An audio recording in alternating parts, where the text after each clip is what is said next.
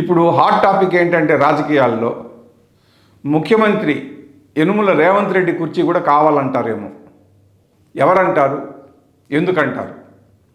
ఇక్కడ విషయం ఏమిటంటే, ఒక 4 రోజుల కిందట బీఆర్ఎస్ వర్కింగ్ ప్రెసిడెంట్ కేటీఆర్ మాట్లాడుతూ కాళేశ్వరం ప్రాజెక్టును వారం రోజులు కేసీఆర్కి అప్పగించమన్నారు. ఎందుకట? కేసీఆర్ మేడిగడ్డ నుంచి నీళ్లు ఎలా తెలంగాణ మొత్తానికి పంపించాలో నేర్పిస్తారట. కాళేశ్వరం ప్రాజెక్టును కట్టింది కేసీఆర్, తెలంగాణ మొత్తానికి రైతాంగానికి సాగునీరు ఎలా అందించాలో ప్లాన్ చేసి బుర్రను రంగరించి బాగా పదును పెట్టి కాళేశ్వరం ప్రాజెక్టు కట్టారు, మేడిగడ్డ కట్టారు, అనుసంధానంగా సుందిళ్ళ అన్నారం కూడా కట్టారు.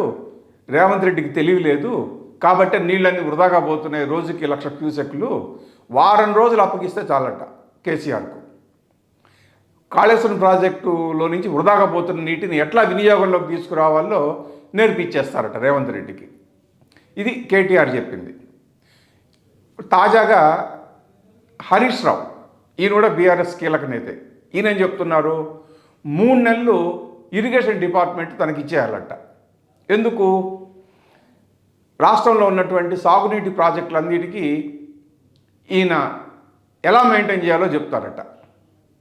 వివిధ ప్రాజెక్టుల నుంచి నీరు వృధాగా పోతోంది, గోదావరి నీటిని ఒడిసి పట్టుకుని వివిధ ప్రాజెక్టుల ద్వారా మొత్తం రాష్ట్రంలోని ప్రాజెక్టులన్నిటికీ లేదా పంట భూములన్నిటికీ నీళ్లు ఎలా అందించాలో తను నేర్పిస్తాడట రేవంత్కు. అందుకని ఇరిగేషన్ డిపార్ట్మెంట్ మొత్తాన్ని 3 నెలలు తనకు అప్పగించమని అడుగుతున్నారు. ఇవన్నీ చూసిన తర్వాత అందరికీ ఒక అనుమానం మొదలైంది. ఏంటంటే, రేవంత్ రెడ్డి కూర్చున్న ముఖ్యమంత్రి కుర్చీని ఒక 6 నెలలు కేసీఆర్కి అప్పగించమంటారేమో అని అనుమానం మొదలైంది. ఎందుకు? అసలు రాష్ట్రం మొత్తం నాశనం అయిపోయింది కాంగ్రెస్ హయాంలో, రేవంత్ రెడ్డి పాలనలో. 6 నెలలు అప్పగిస్తే కుర్చీని రాష్ట్రాన్ని మొత్తం గాడిలోకి తీసుకొచ్చి మళ్ళీ బంగారు తెలంగాణగా ఎలా మార్చాలో కేసీఆర్ చూపిస్తారు. ఆ తర్వాత మళ్ళీ కుర్చీ అప్పగిచ్చేస్తారు. మళ్ళీ రేవంత్ రెడ్డి ఆ బంగారు తెలంగాణను హాయిగా ఏలుకోవచ్చు అని అంటారేమో అనే అనుమానాలు కూడా పెరిగిపోతున్నాయి. ఎందుకంటే వారం రోజులు కాళేశ్వరాన్ని అప్పగిస్తే మళ్ళీ కాళేశ్వరాన్ని అప్పగిచ్చేస్తాం, మీకే అప్పగిచ్చేస్తాం, మీ కుర్చీ మీకే ఇచ్చేస్తామని చెప్పాడు కేటీఆర్. సో 6 నెలలు ముఖ్యమంత్రి కుర్చీని అప్పగిస్తే ఆ తర్వాత మళ్ళీ రేవంత్ రెడ్డికి ఇచ్చేస్తారా అని అడుగుతున్నారు. ఇక హోల్ మొత్తం మీద ఇక్కడ గమనించాల్సింది ఏంటంటే, అధికారంలో కాంగ్రెస్ ఉండగా ఏ ప్రాజెక్టునైనా, ఏ కుర్చీ అయినా, ఏ శాఖనైనా నిర్వహించేందుకు ప్రతిపక్షంలో ఉన్న బీఆర్ఎస్కి ఎందుకు అప్పగిస్తారు? ఎవరు మాత్రం 9.5 ఏళ్ళు ముఖ్యమంత్రిగా పనిచేశారు కేసీఆర్.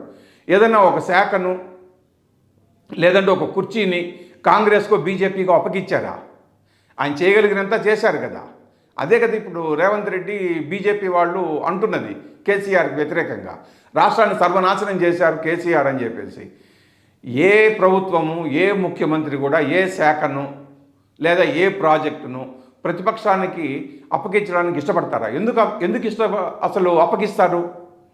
అనవసరమైనటువంటి ఇది కెలుకుడు. కాకపోతే బీఆర్ఎస్ వాళ్ళు ఉత్తుత్తి మాటలన్నీ మాట్లాడుతూ వారం రోజులు అప్పగించు, 3 నెలలు అప్పగించు అనేటువంటి మాటలతో, సవాళ్లతో జనాలందరూ కూడా ఆశ్చర్యపోతున్నారు, విచిత్రంగా చెప్పుకుంటున్నారు. 9.5 ఏళ్ళు అధికారంలో ఉండి రాష్ట్రాన్ని చేయాల్సినంత చేశారు. మళ్ళీ ఇప్పుడు కొత్తగా వారం రోజులు ఏమిటి, మళ్ళీ 3 నెలలు ఏమిటి అని ఆశ్చర్యపోతున్నారు. Thank you.